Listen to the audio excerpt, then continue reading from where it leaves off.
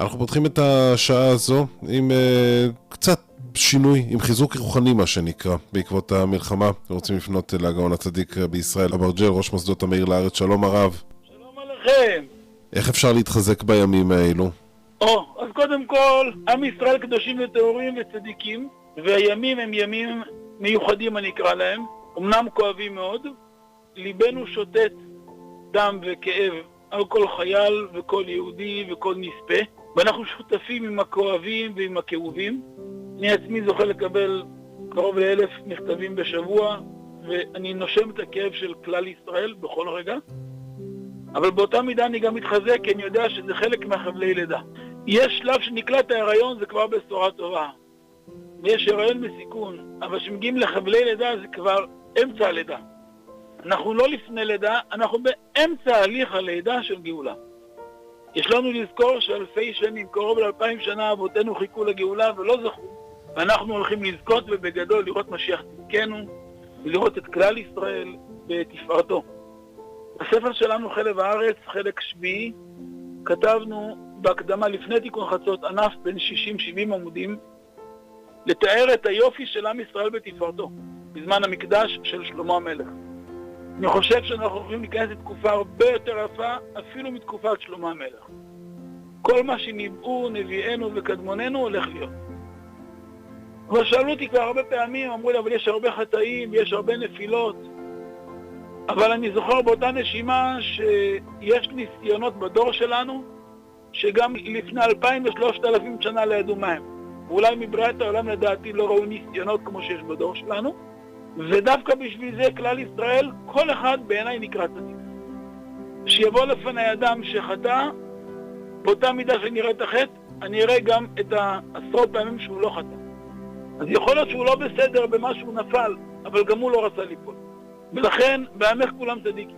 כשהתנאים הקדושים ראו את התקופה הזאת, הם אמרו, לא רוצים להיות בתקופה הזאת. יייטה ולא יחמינה. אני לא רוצה להיות בזמן שלו. ואנחנו לא בחרנו להיות בזמן הזה, נבחרנו. אף אחד לא שאל אותנו, אנחנו רוצים להיוולד עכשיו. בעל כוחך, אתה נוצר, בעל כוחך אתה נולד. והואיל ולא בחרנו, אז מה הטענה עלינו? עם ישראל עושים את הכי טוב שהם מסוגלים ויכולים. ואנחנו זוכים להגיע באמונה שלמה לגאולה. זה גם עניין מהפרשה שיעקב אבינו רצה לברך את הבנים והסתלקה שכינה, כי הוא רצה לגלות להם את הקץ. יעקב ראה כל מה שיהיה בתשפ"ד, והקדוש ברוך הוא סילק מעליו, כי היה מוקדם לדבר על זה.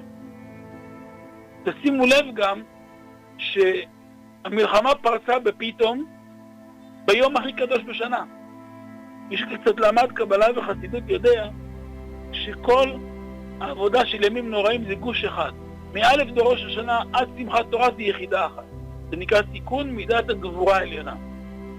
ביום הכי גבוה בשנה, שהוא מרכז בתוכו את כל ראש השנה ואת כל הכיפור ואת כל הסוכות ואת כל השנה רבה, פתאום פרץ המלחמה הנוראה, הטבח הנורא, הלינץ' הנורא הזה, השואה הארורה שקרה פתאום ברגע. וכל אותם קדושים שנספו הם קדושי עליון, והם זכו למדרגות שלא זכו תנאים והם הוראים ומופלגים. שהרוגי המלכות אין מחיצה בינם לבין השכינה. באותה מידה הם גם הביאו את כל העולם לשדרוג. אני יכול לומר כיהודי פשוט מהצד שזוכה לקבל פניות של כלל ישראל ולתת מענה כמה שאפשר לרבבות בתי ישראל, אולי בלי הרבה מעבר בין פורת יוסף, שעם ישראל שהכרתי לפני שמחת תורה זה לא עם ישראל של אחרי שמחת תורה. אני אומר את זה בצורה נחרצת, ברורה מאוד. גם היהודי הכי רחוק שראיתי ותמיד החזקתי אותו למשהו מיוחד, היום הוא פי 1000 יותר מיוחד. כולם מבינים שעם ישראל בתוך הליך מיוחד שלא יודעים אולי איך להגדיר את זה. אז עכשיו רק עזרתי לכם בהגדרה שאנחנו בתוך פעמי משיח. וצריך לזכור שעיקר התפילה שלנו צריך להיות שהגאולה תהיה ברחמים.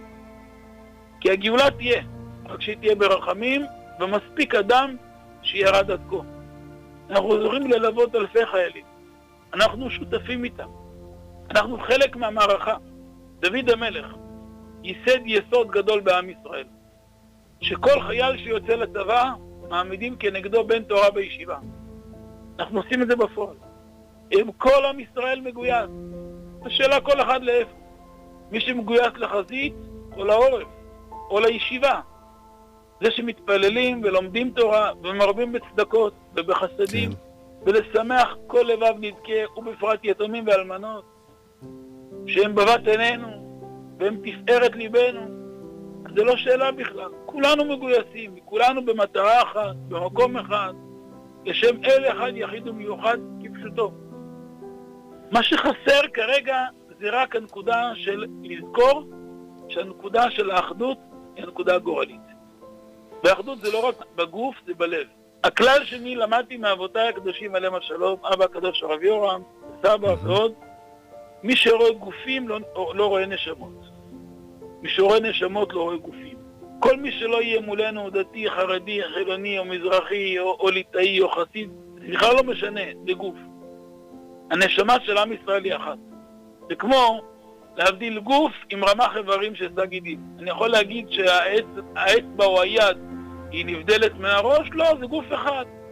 אותו דבר, אנחנו כולנו מציאות אחת, גוף אחד ויחידה אחת. לכן אסור שיהיה לנו מחלוקת. זאת ועוד אני אוסיף משהו עדין שהוא קצת פצצה, אבל נראה לי שזה גם רפואה. תדעו לכם אחי וידידיי, וזה אני אומר מתוך מחקר עמוק של הרבה שנים שבדקתי את זה באופן אישי. לא ראיתי מחקרים, אני לא אדם שקורא מחקרים, עד שאני יכול לקרוא מחקרים בעלונים אני אלמד עוד דף גמרא או עוד שורה של זוהר. אבל מתוך הניסיון עם הקהל, השורש של המחלה הידועה, היא רצון שהקדוש ברוך הוא ישלח דברתו וירפא לכל חולי עמו ישראל, ויתמיד בריאותן בכלל כל הבריאים מעם ישראל.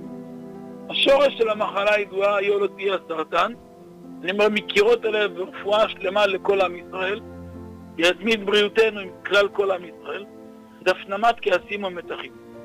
פעמים קורה שאדם נפגע ממשהו, יכול להיות גם מוצדק. אתן דוגמה. עבדת במקום 30 שנה. התמסרת למקום מעל ומעבר. הקדשת את החיים שלך ואת אשתך ואת הילדים. להכל שמת מספר 2 ואת מקום העבודה מספר 1. יום אחד בא איזה מטלס, צעיר צ'יק לא יודע כלום מהחיים, או כן יודע, גסרוח בן 25, מצא איזה עילה ופיטר אותך. זאת אומרת, בואי הנה, אני עובד כאן, 5 שנים לפני שנולדת, אני כבר ותיק כאן. מי אתה שתפטר אותי? אבל החוק איתו, הוא פיטר אותך. הוא עשה לך את העוול של החיים ונפגעת. הפגיעה מוצדקת? בטח. אבל תיקח בחשבון, אם אתה לא תדע לשחרר את הפגיעה הזאת, בין 1.5 שנה לשנתיים אחרי, תגלה סרטן. מה זה סרטן? הפנמת כעסים ומתחים. יש לי לומר כאן הרבה שעות, רק אני לא אתפוס כן, את רק שזמננו קצר לצערנו. ואיך כן משחררים את זה? שחרור של המציאות. שהכל מושגח ממנו יתברך. שאדם יודע למחול, להעביר ולסלוח, לשחרר את הפגיעות האלו מהלב, שם שורש הרפואה שלו. כן, הלוואי וכולנו נדע לעשות את זה, בטח בזמנים האלו. והיום הזמן זה לשחרר כל כעס והקפידה על כל אדם. לא משנה מה הוא עשה לנו. הגאון הצדיק רבי ישראל אברג'ל, ראש מוסדות המאיר לארץ, יישר כוח, תודה רבה על הדברים.